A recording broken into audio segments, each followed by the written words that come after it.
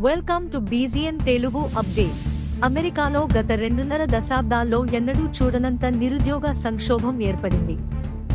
ఎన్నో ఆశలతో ఉన్నత చదువుల కోసం అక్కడికి వెళ్లిన వారిలో వేల మంది మాస్టర్ డిగ్రీని చేతపట్టుకుని రోడ్ల వెంట తిరగాల్సి వస్తోంది. ఓవైపు బ్యాంకుల నుంచి తీసుకున్న విద్యారుణం వారిని భయపెడుతుండగా, మరోవైపు ఉద్యోగం ఎప్పుడొస్తుందో తెలియక తీవ్ర ఆందోళన చెందుతున్నారు. 4-5 ఉద్యోగాలు చేస్తున్న వారిని కూడా సాఫ్ట్వేర్ కంపెనీలు తొలగిస్తున్నాయి. బాధితుల్లో చాలా మంది హోటళ్లలో, గ్యాస్ స్టేషన్లలో పనిచేస్తూ మరో ఉద్యోగం సంపాదించుకోవడానికి పడరాని పాట్లు పడుతున్నారు.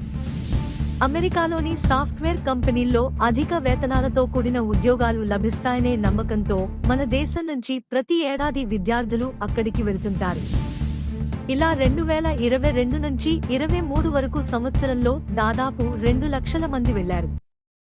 వీరిలో తెలుగు విద్యార్థులు 45,000 నుంచి 55,000 మంది వరకు ఉంటారని కన్సల్టెన్సీ సంస్థల ప్రతినిధులు తెలిపారు.